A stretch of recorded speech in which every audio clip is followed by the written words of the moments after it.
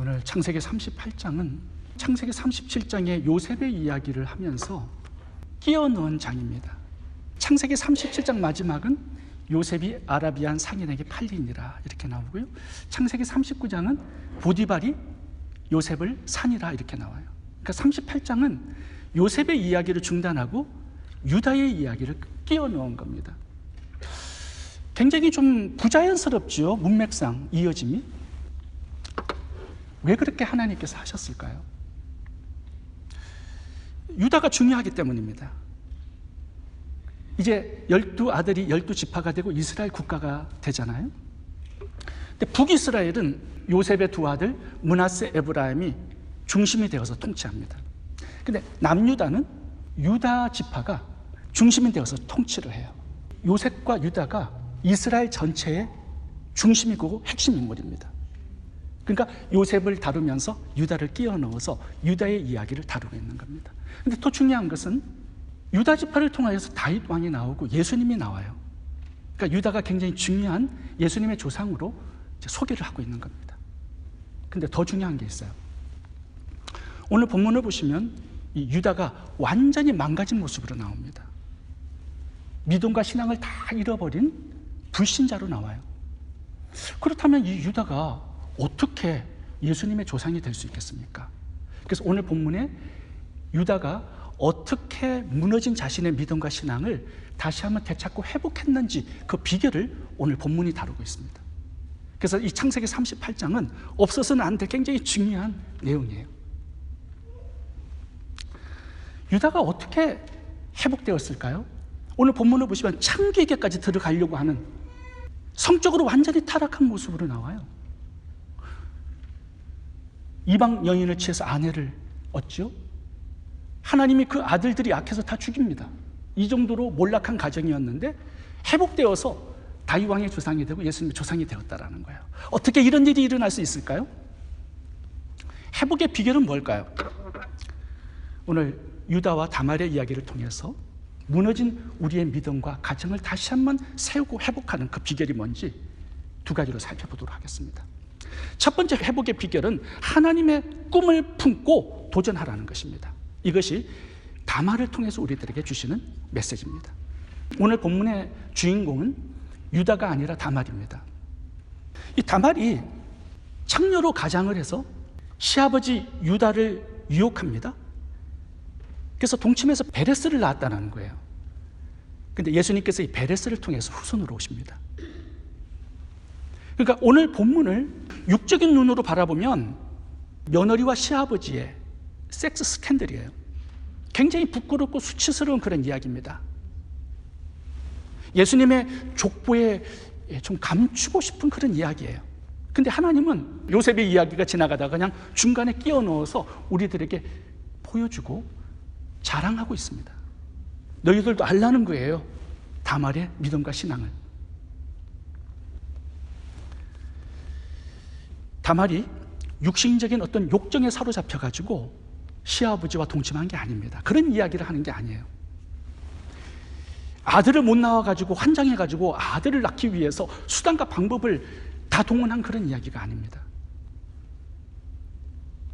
다말이 자신을 창녀처럼 수치스럽게 만들고 잘못하면 화형을 당해 죽는 위험이 있었지만 그럼에도 불구하고 유다와 동침해서 아기를 낳기를 원했던 그것은 여자의 후손으로 오시는 예수님의 초림에 쓰임 받고 싶은 그 꿈을 가졌기 때문입니다. 이것을 우리가 놓치지 말아야 돼요. 세욕과 정욕을 이기지 못해서 유다를 붙잡고 동침한 이야기가 아니라는 거예요. 그 이유가 오늘 본문에 나옵니다. 지금 계대 결혼법이라는 배경을 깔고 오늘 본문이 이야기를 전개해 나가고 있습니다. 이 계대 결혼법은요, 신명기 25장에 나온 하나님의 명령입니다. 형이 결혼을 해서 자식이 없어 죽었어요. 그러면 동생이 형수와 결혼해서 그 자식을 낳아서 대가 끊어지지 않도록 이어주는 그런 명령법입니다. 근데 이 법은요, 반드시 지켜야 하는 그런 법이 아니라 자유법이었어요. 내가 원치 않으면 안 해도 되는 그런 법이었단 말입니다. 룻기서를 보면 오르바는 자기 고향 땅으로 들어가서 새로운 가정을 꾸며요. 근데 룻은 원했어요. 엘리멜렉 가정에 대를 이어주기를 원해서 스스로 베들레헴 땅으로 들어가서 보아스와 결혼을 합니다. 근데 보아스와 결혼하기 전에 보아스 이전에 더 가까운 친족이 있었어요. 그 친족은 자신의 기업에 손해가 있을까 하여 룻과 결혼을 포기합니다. 신발을 벗어놓고 도망가요. 보아스는 원해서 룻과 결혼을 했다라는 거죠. 그래서 예수님이 그 후손으로 오셨다라는 거예요. 이 계대 결혼법은요, 내가 원치 않으면 안 해도 돼요. 자, 그러면 이 원리를 놓고 다말을 좀 살펴볼 필요가 있습니다. 다말이 왜 유다 가문의 씨앗을 낳고 싶어 했을까요? 유다 가문을 보면 매력적이지 않습니다. 이 가정. 유다가 신앙의 본이 되는 사람이 아니었어요. 창세기 37장에는요 요셉을 인신매매하는데 주동자로 나옵니다. 아버지의 마음에 대못을 박은 사람이에요. 그 38장에서는요 이방 땅으로 가가지고 공동체를 떠나요. 이방 여인 얻어서 3명의 자녀를 낳았어요. 근데 3명의 자녀가 하나님 보시기에 악해가지고 첫 번째, 두 번째 아들을 죽여버렸습니다. 그 정도로 이 가정은 완전히 몰락한 가정이에요. 근데 다말이 무엇 때문에 이 가정에 들어가서 자녀를 낳고 싶어 했을까요? 그 이유는 단 한 가지입니다. 다말은 아브라함, 이삭, 야곱으로 이어지는 예수님 메시아에 대한 언약을 누구로부터 들었어요. 그 믿음을 붙든 겁니다. 그래서 나는 이 가정에 자녀를 낳아서 예수님의 초림에 쓰임받는 축복의 여인이 되고 싶은 그 꿈을 붙든 거예요. 그래서 이 악하고 사악한 이 가정에 들어가서 씨를 얻기 원했던 겁니다. 셋을 안 주니까 이제 전략을 써서 창녀로 가장해서 시아버지와 동침해서 베레스를 낳았다라는 거예요. 하나님은 그 베레스를 통해서 예수님을 이 땅에 보내실 수 있었다라는 거죠. 그러니까 오늘 이 본문 전체를 보면서 하나님의 관점에서 이 본문을 이해해야 합니다. 하나님께서는 이 사건이 없었다면 예수님을 후손으로 보낼 수가 없었어요. 그만큼 굉장히 중요한 섹스 스캔들입니다. 이것을 하나님께서는 거룩한 다말의 믿음의 행위로 보시고 그녀를 축복하신 거예요. 너무 지저분한 이야기, 또 부끄럽고 수치스러운 그런 이야기로 보지 않기를 바랍니다. 오늘 본문을 보시면 유다가 다말을 화형시키려고 준비를 합니다. 불태워 죽이려고 해요. 유다를 보면 너무 악해요. 하나님의 사람이라고 볼 수 없을 정도로 너무 사악한 사람입니다. 저 같으면 잘 살라고 유산을 물려주고 축복해 주겠어요. 근데 화형시켜서 죽이라는 명령을 내립니다. 그 화형식에서 다말이 유다와 동침하면서 받았던 그 정금을 3개를 보여줘요. 인감도장, 끈, 그리고 지팡이. 이것을 보여주었을 때 유다가 이렇게 얘기할 수도 있었어요. 이거 내 거 아니야. 이거 도둑 맞은 물건이야. 다말을 불 속에 집어넣으라고 얘기할 수도 있었습니다. 그런데 그 다말을 보고 유다가 이렇게 얘기합니다. 너는 나보다 더 의롭다라는 얘기를 해요. righteous라는 단어를 씁니다.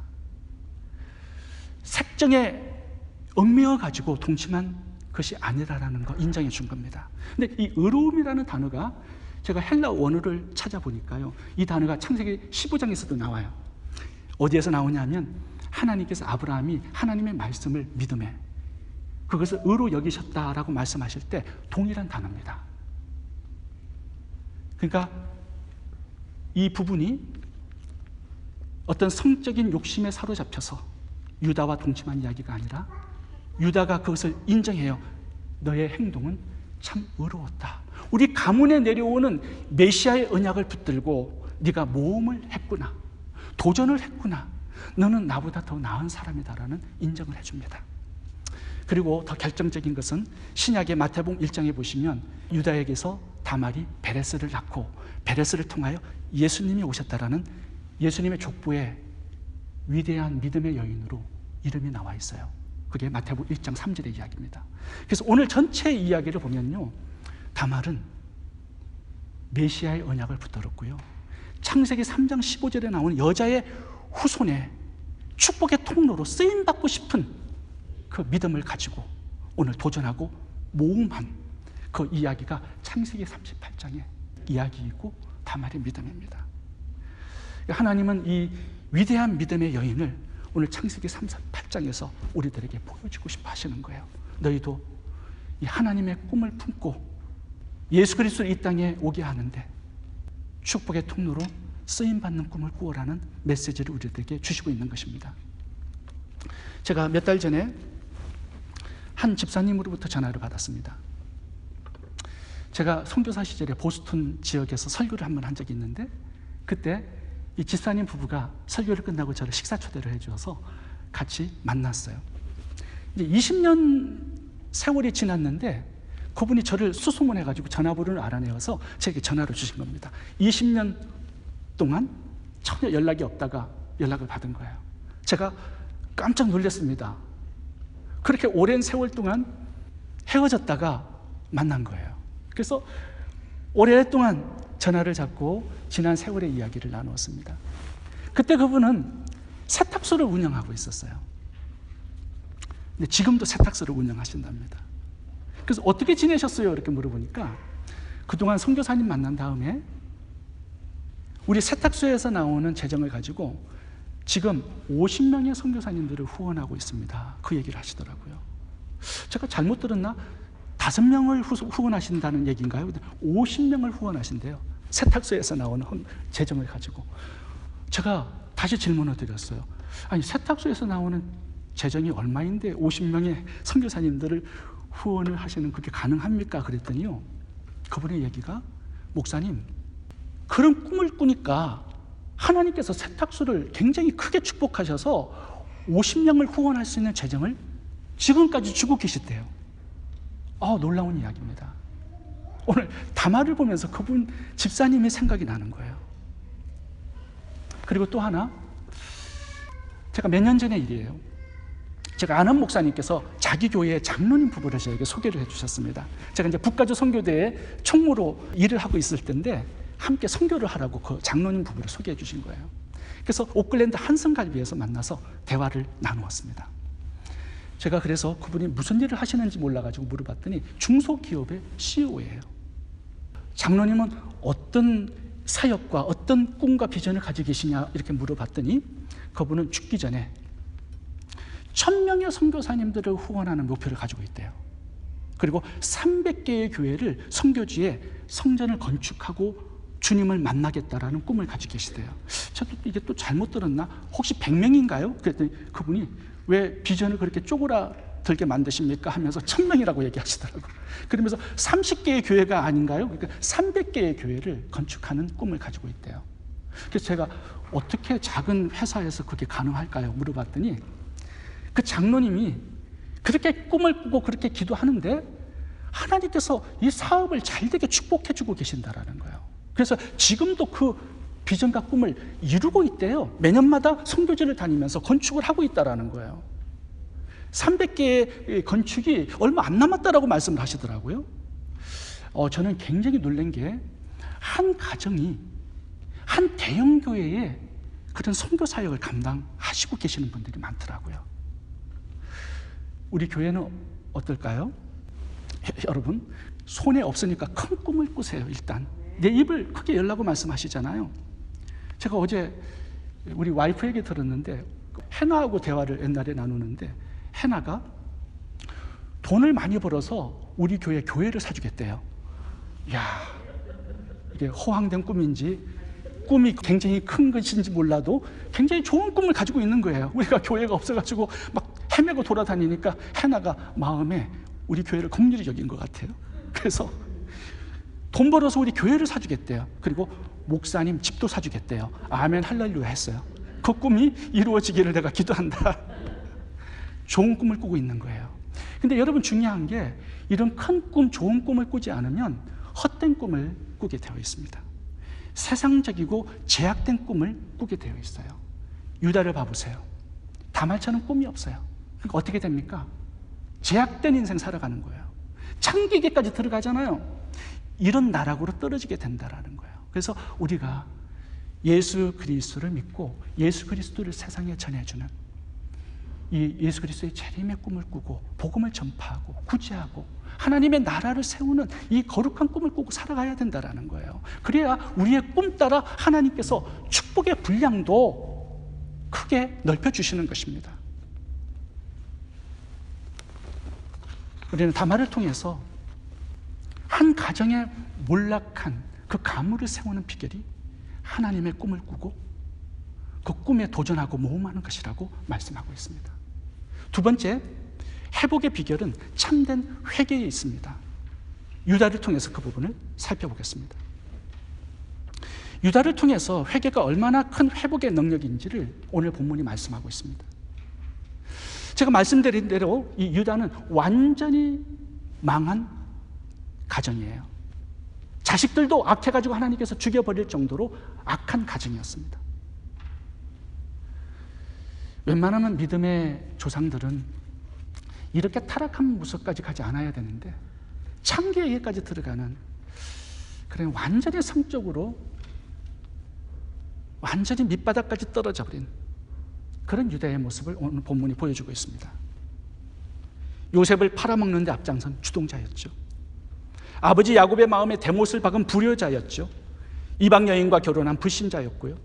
자녀들을 믿음으로 양육하지 못한 무능한 아버지였습니다. 창녀에게 들어갈 정도로 타락한 간음자였고요. 다말을 화형시키라고 명령할 정도로 완악한 자였습니다. 조금의 소망도 남아있지 않는 완전히 무너져 내린 유다의 모습을 볼 수가 있어요. 사실은 이 장자꾼이 유다에게로 넘어왔습니다. 첫째 아들 루벤은 아버지의 침상에 올라 비라와 간음을 행해서 장자꾼 잃어버려요. 두 번째, 세 번째 아들 시므온과 레위는 세겜 부족을 대학살하고 장자꾼을 잃어버립니다. 이제 넷째 아들 유다에게 그 장자꾼이 넘어왔어요. 근데 오늘 본문을 보면 이 장자꾼은요 요셉에게 넘어가야 마땅해요. 근데 넘어가지 않았습니다. 넘어가야 마땅한데 넘어가지 않았어요. 붙든 거예요. 어떻게 붙들었을까요? 이 창세기 38장이 그 부분에 대한 해답을 우리들에게 주고 있는 것입니다. 이 유다는 예수님을 이 땅에 오게 하는 초림의 사역에 쓰임받고 싶은 마음이 조금도 없었습니다. 그래서 막 살아갑니다. 근데 이 장자꾼, 예수님의 초림에 쓰임받는 이 믿음의 조상이 되는 이 축복이 유다에게서 다음 다섯 번째 타자로 넘어가지 않아요. 요셉에게로 넘어가지 않아요. 붙들어요. 그 비결이 뭐예요 도대체? 저는 참 신기합니다. 유다가 하나님께서 넘어가지 못하게 하셨어요. 첫 번째 이유는 다말 때문이죠. 근데 두 번째 이유가 있습니다. 오늘 본문에는 유다에게 하나님께서 그를 쓰실 만한 한 가지의 믿음의 요소가 있어요. 이걸 우리가 붙들어야 한다는 겁니다. 유다가 얼마 전에 다말을 죄를 덮어 씌워가지고 누명을 씌워가지고 불 속에다가 집어넣어서 화형시킬 수 있는 그런 권세 가지고 있어요. 이 사람은 유지였습니다. 말 한마디면 종들이 불 속으로 집어넣어서 죽일 수 있어요. 근데 자기의 수치를 가지고 싶었겠죠. 이거는 뭐 그 당시 전 팔레스타인의 스캔들이 될 수 있는 아주 부끄러운 수치스러운 일이잖아요. 누구나 덮고 싶어요. 다말을 죽이면 다 덮어지는 겁니다. 근데 오늘 본문을 보면 유다가 그렇게 하지 않았어요. 화형시키려고 그 불 속으로 집어넣으려고 하는 그 순간 하나님께 무릎을 꿇어요. 하나님, 제가 잘못했습니다. 다말을 이렇게까지 만든 거 내 잘못입니다. 다말아, 네가 나보다 더 어렵다. 나는 꿈 없이 살아갔는데 너는 메시아의 언약을 붙들고 꿈을 꾸면서 살아가고 있구나. 그리고 네가 불 속에 들어가 죽을 위험도 있지만 모험했구나, 도전했구나. 그러면서 다말을 인정해 줍니다. 그러면서 하나님께 처음으로 회개하는 장면이 나와요.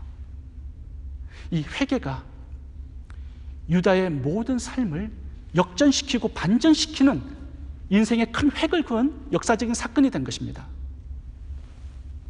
하나님께서 유다에게 죄를 깨닫게 해주셨을 때 하나님, 내가 잘못했습니다. 다말이 옳았습니다. 의로웠습니다. 내 죄를 하나님 용서해 주세요.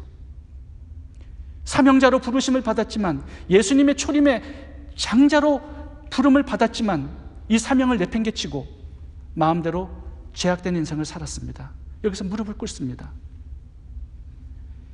이 무릎 꿇음이 솔직한 죄의 고백과 회개가 인류 역사에, 이스라엘 역사에 핵을 걷는 위대한 사건이 된 것입니다. 유다의 회개는요, 모든 사람들을 다 살려내었습니다. 다말도 살려낼 뿐만 아니라 그 속에 있는 베레스 살려냈고요, 예수님까지 살려낸 거예요. 유다 지파가 나와요. 이스라엘 국가가 나오죠. 모든 것들을 다 살려내는 게 회개의 능력이라는 겁니다. 유다 한 사람이 하나님 앞에서, 사람들 앞에서 회개했을 때 유다의 절망과 비극의 역사는 종지부를 찍고요, 새로운 구원의 역사와 축복의 역사가 새롭게 시작된 것입니다. 회개가 이런 능력을 가져온다는 거예요. 유다는 회개한 후에 다말을 데리고 아버지의 집으로 들어갑니다. 그리고 가족들과 화해를 이루어요. 유다는 두 아들을 잃은 후에 요셉을 잃고 괴로워하는 아버지의 슬픔을 이해하게 됩니다. 아버지를 부둥켜 안고 울면서 회개합니다. 유다의 회개는 여기서 끝나지 않아요. 창세기 44장으로 넘어갑니다. 다시 한번 유다가 나옵니다. 거기에서 유다의 모습이 어떻게 나오냐 하면요, 완전히 변화된 새로운 유다의 모습이 나와요. 창세기 44장은요, 예수님의 초림에 쓰임받는 믿음의 조상이 될 수 있는 자격을 완벽하게 갖춘 유다의 모습으로 나타납니다. 창세기 44장의 이야기는요, 기근이 찾아오죠. 그래서 모든 사람들 다 굶어 죽어가요. 그래서 아버지 야곱이 자식 11명을 애굽에 보내요. 양식을 구해오라고. 그래서 그 11명의 형제들이 총리 대신이 된 요셉을 만납니다. 요셉은 알아봐요, 자기의 형제들인지. 근데 형제들은 못 알아보죠. 근데 요셉은 한 가지 궁금한 게 있었습니다. 양식을 주기 전에 이 형님들이 자기를 팔아먹었잖아요. 연 20에 인신매매 했잖아요. 지금도 그렇게 인신매매단으로 활동하고 있는지를 알고 싶었습니다. 그래서 변화가 되었는지 안 되었는지를 알고 싶었어요. 그래서 전략을 꾸미죠. 베냐민의 자루에다가 양식을 담아주면서 금잔을 넣어요. 도둑으로 몰면서 이 베냐민을 노예로 잡아둡니다. 너희들은 가고 이 베냐민은 여기 남아서 내 노예가 될 것이다. 그랬더니 그때도 유다가 주동자예요. 형제들의 주동자로 나옵니다. 안 됩니다. 이 아이는 아버지하고 생명이 결탁되어 있어요. 이 베냐민이 없으면 우리 아버지 죽을 겁니다. 나를 노예로 잡고요, 그 아이는 놓아주세요. 예전 같았으면 요셉도 미워하고 그의 동생 베냐민도 미워해야 돼요. 잡혔어요? 어이구, 너무 좋네. 얘를 노예 잡고요, 우리는 다 살아나야 되겠다라고 생각하고 도망갔을 겁니다. 근데 지금의 유다는 그렇지 않아요. 나를 노예 삼아서 다른 형제들을 구해주고 싶은 구원자의 모습으로 나옵니다. 참된 회개에는요, 회개에 합당한 열매를 맺습니다. 회개에 합당한 열매가 없잖아요. 입으로, 말로만 회개한 거예요. 그걸 후회라고 얘기합니다. 유다는 후회한 것이 아니라 참되게 회개했습니다. 자신의 잘못을 뜯어 고쳐요. 그래서 예전에는 동생을 팔아먹어서 자기의 이익을 챙기는 사람이었지만 이제는 자기를 노예로 팔아서 다른 형제들의 이익을 추구하는, 행복을 추구하는 그런 구원자의 모습으로 성숙하고 성장되고 변화된 모습으로 나타나는 겁니다. 여러분, 우리도 이렇게 되어야 몰락한 우리의 가정, 우리의 인생, 우리의 가문을 회복시키는 그런 축복의 사람들이 될 수 있다는 거죠. 창세기 49장 10절에 야곱이 죽기 전에 유다를 이렇게 축복합니다. 49장 10절 읽겠습니다. 왕의 지팡이가 유다를 떠나지 아니하며 통치자의 지팡이가 발 사이에 떠나지 아니하시기를 실로가 오시기까지 이르리니 그에게 모든 백성이 복종하리로다. 실로는 예수님 메시아를 뜻하는 단어거든요. 그래서 이 유다의 지파 속에 다윗 왕이 나오고 예수님이 후손으로 나온다라는 축복을 해주고 야곱이 마지막 죽습니다. 여러분, 우리가 한 가지 알아야 할 것은요, 하나님의 모든 축복은 죄를 버리고 회개하는 것에서부터 시작한다라고 말씀하고 있어요. 그거 우리가 알아야 합니다. 모든 축복이 다 회개를 통과해요. 우리 삶의 변화를 통과합니다. 그 전까지 어떤 축복 받을 수 없습니다. 창세기 32장에 야곱이 약복강에서 하나님과 씨름하는 이야기가 나옵니다. 우리가 지난주에 그 부분을 살펴보았지 않습니까? 야곱이 복을 달라고 하나님과 씨름해요. 근데 하나님 복을 주시기 전에 야곱에게 이름을 물어봐요. 너의 이름이 무엇이냐? 그랬더니 야곱이 내 이름은 야곱입니다, 이렇게 대답을 합니다. 하나님께서 이름을 몰라서 물어본 거 아니에요. 근데 그의 이름의 뜻이 사기꾼이거든요. 그래서 하나님께서 그의 과거의 모든 죄악들을 고백하기를 원하셨던 겁니다. 야곱은 내가 야곱입니다 라고 말하면서 나는 사기꾼이었습니다, 자기 과거의 모든 죄악을 이 이름에 담아서 하나님께 고백한 겁니다. 하나님, 형을 속인 사기꾼입니다. 아버지를 속인 사기꾼입니다. 삼촌 라반을 마음을 아프게 하고 재산을 뺏은 저는 사기꾼입니다. 가족들의 관계를 모두 깨뜨려버린 그런 사기꾼입니다. 이렇게 하나님 앞에서 자신의 죄악을 고백하며 하나님께 용서를 구했을 때 그는 하나님을 이긴 자가 된 것입니다. 그리고 그 다음에 하나님께서 복을 주셔요. 창세기 32장의 이야기는요, 복을 달라고 하는 사람들에게, 성도들에게 하나님은 죄를 고백하고 죄를 시인하고 회개하고 변화될 것을 요구하시는 내용입니다. 환도뼈를 부러뜨려서 변화의 삶을 살아가게 만드시는 거예요. 이게 하나님께서 복을 주시는 사람들의 특징입니다. 회개와 변화. 어느 성도님의 간증이에요. 미국 생활을 15년 하셨는데 15년 동안 가게를 운영하시는 사장님이 되셨어요. 지난 15년 동안 상당히 참 고생을 많이 하셨습니다. 이 프리마켓 스와밋에서 일을 참 열심히 하셔서 자기 가게를 이제 만든 거예요. 이민을 오셔가지고 친구를 하나 사귀었는데 그 친구가 이분이 미국에서 잘 정착할 수 있도록 아내 모르게 $10,000의 돈을 빌려줬습니다. 아무도 몰라요. 근데 이제 세월이 지나서 이분은 이제 어느 정도 안정을 취했어요. 재정도 많이 모아서 $10,000을 갚을 능력이 되었습니다. 근데 이 친구가 타주로 이사를 해가지고 먼저 죽어버렸습니다. $10,000 빌려준 거 아무도 몰라요. 그의 아내도. 그렇게 해서 15년의 세월이 지난 거예요. 근데 이분이 전도를 받아서 이제 교회 생활을 시작한 거예요. 근데 그 교회에서 이제 성경 공부의 반에 참여를 했는데 레위기서를 공부를 하고 있었습니다. 근데 레위기서에 속건제를 공부할 때 그 속건제가 뭐예요? 남에게 피해준 그 부분에 대한 보상을 하는 게 속건제거든요. 속건제는 예배당에서 드리는 게 아니라 나에게 피해준 사람들을 찾아가서 돈을 갚는 게 속건제예요. 삭개오가 드린 것이 속건제거든요. 토색한 거 4배로 갚고 자신의 재산을 반을 팔아서 구제한, 이게 속건제예요. 예배입니다. 이 속건제를 배우고 난 다음부터 마음이 이제 심란해지기 시작했어요. 친구가 빌려준 그 $10,000이 마음에 계속 괴로운 거예요. 그래서 친구의 아내를 찾았습니다. 그래서 그 친구의 아내를 찾아서 $30,000의 돈을 전달해 주었다라는 간증을 하셨습니다. 그분의 편지를 제가 읽어드리고 마치도록 하겠습니다. 저는 교회를 다닌 지 2년이 채 되지 않았고 기도도 찬송도 잘하지 못합니다. 그런데 성경 공부를 통해 속건제라는 제사에 대해서 배우게 되었고 그때부터 제 마음이 힘들어졌습니다.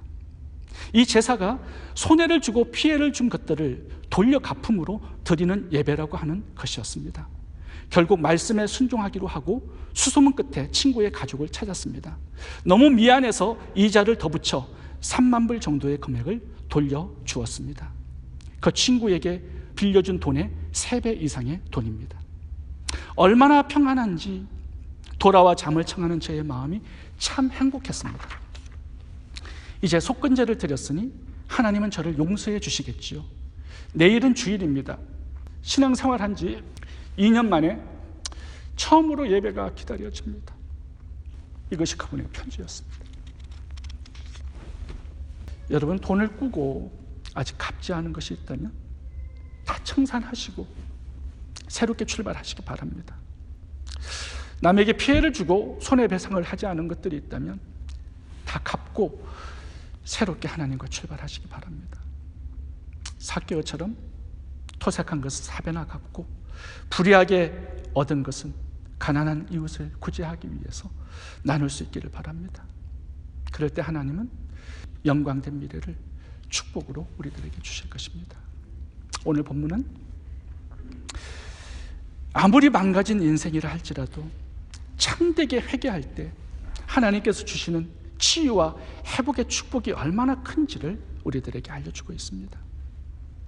다말과 같이 하나님의 꿈을 나의 꿈으로 붙들고 유다와 같이 자신의 죄를 회개함으로 하나님 주시는 치유와 회복과 영광된 미래로 새 출발할 수 있기를 바랍니다. 기도하겠습니다.